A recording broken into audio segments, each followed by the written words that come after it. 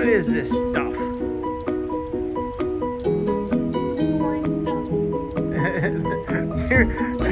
I was gonna make a white stuff joke, but Alright, let's go get a car.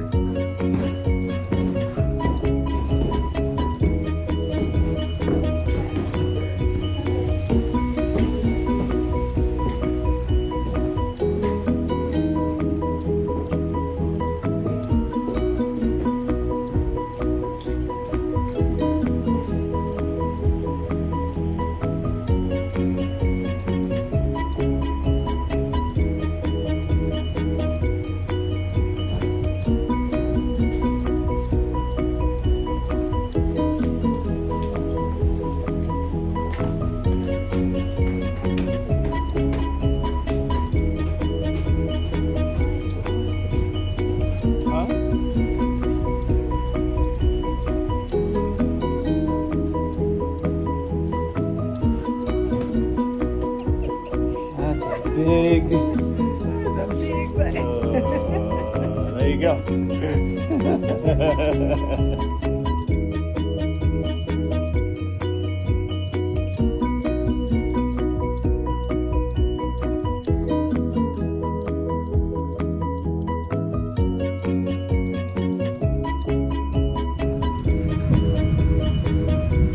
Alright folks, as you can see, the snow is in full effect, so I'm not sure what landmarks we will be able to see. But I'm going to point them out anyways. Coming up on the two-seat side is our very first waterfall of the day. This particular waterfall is called Rose Emma Falls. Many people believed it was named after two sisters that lived in this region, Rose and Emma.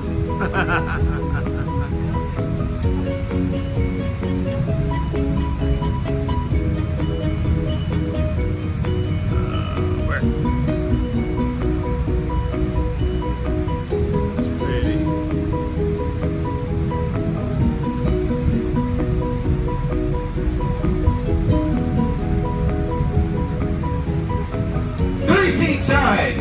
Are you feeling left out? That's horrible.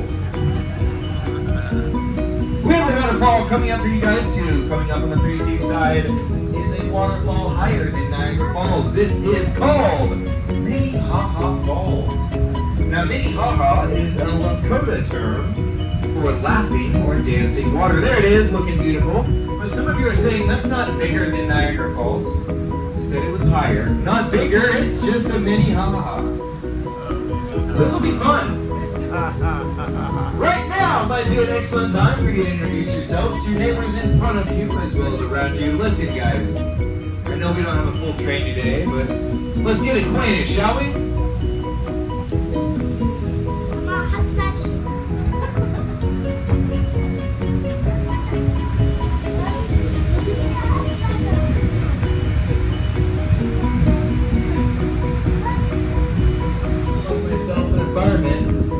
Shovel coal in a firebox and they'd say, man, that's a real son of a gun, or something like that. Lively group here today. Those of you sitting up our engineer in corner 1 are you able to look back and see me. So then tell me, if you were to stand in the aisle on a 25% grade, fall all the way to the end of the train, it's just like falling off of a 3-story building. Or at least that's what my boxes tell me. Is everybody awake? Okay.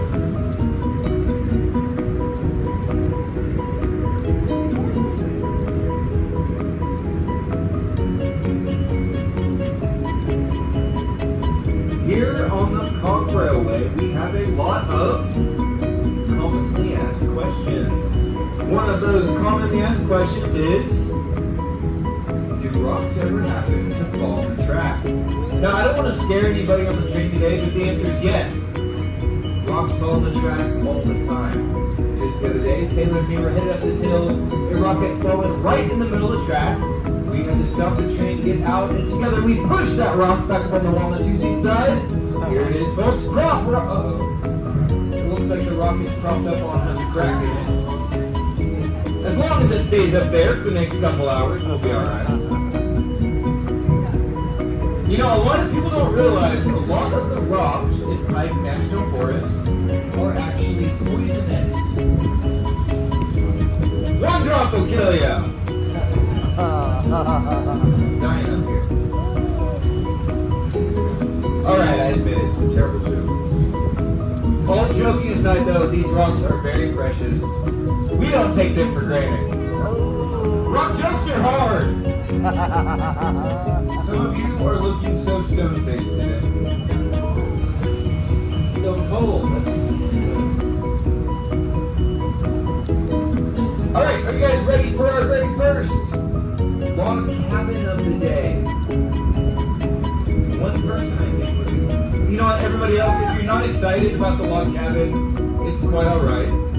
Because it burned down and there's nothing left to see anyway. But once upon a time, there was a trapper's log cabin. That log cabin was transformed into the Halfway House Hotel. The Halfway House Hotel was quite wild in its heyday.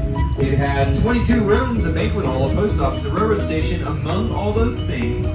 It had a one-lane bowling alley. Pretty interesting how they built a one-lane bowling alley right here on the side of a mountain. Now coming up, on the 3 seat side is the clearing where the Halfway House Hotel once stood. You might notice all that's left is a simple sign marking where better times were once at. Now, as before mentioned, there is a fire right here in the year 1926. There it is. Many people believe the cause of that fire was due to an insurance scam.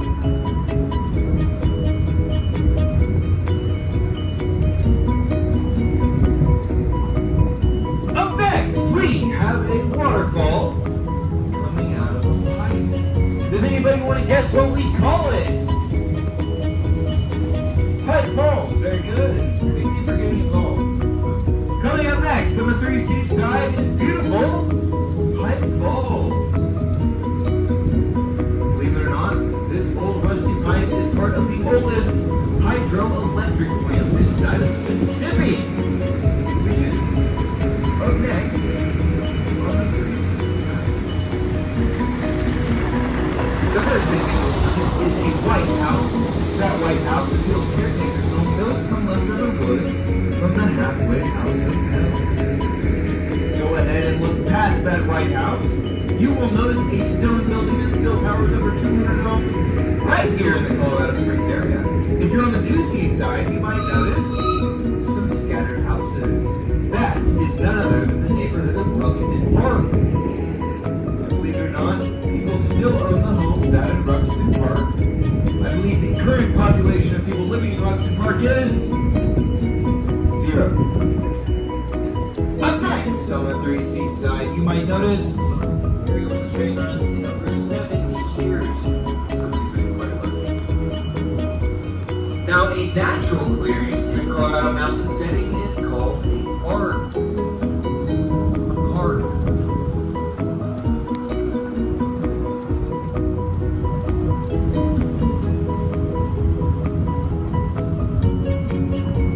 Alright, some of you might notice there is a train headed right for us. Worry not, that is actually something we don't get to see every day. That is our snowplow. They are going to escort us the rest of the way.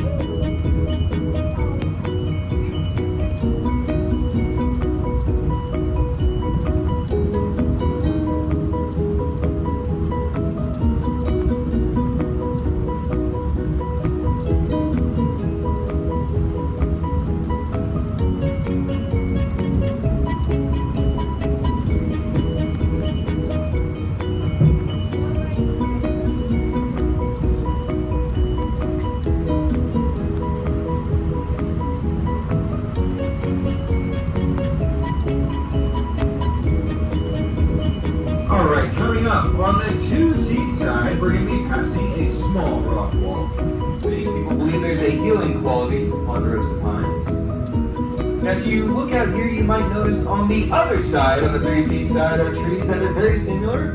Those are called quaking aspens. Normally, quaking aspens would be known for their Colorado fall colors of yellow, orange, and red. Now, believe it or not,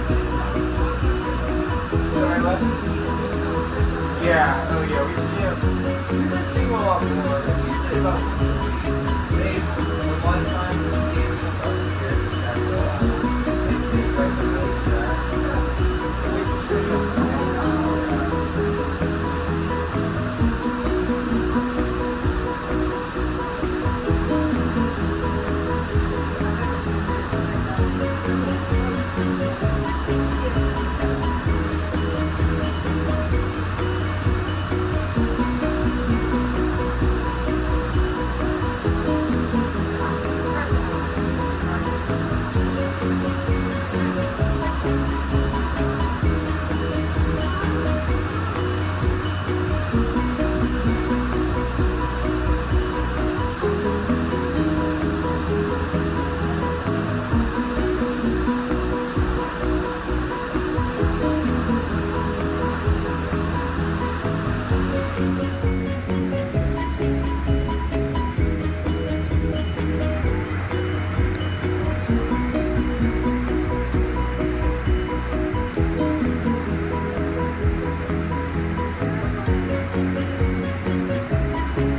right, car 3. Once you guys return to your seats,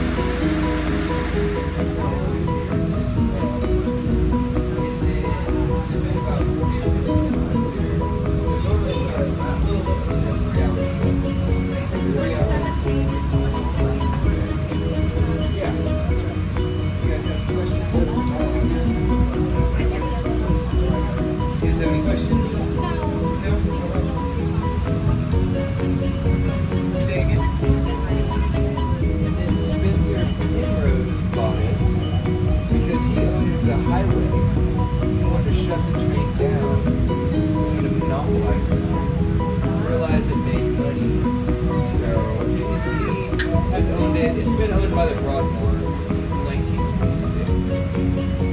So, quite a while. When, you know, Broadmoors have different. But this guy that lives it now, he really did save the road. My boss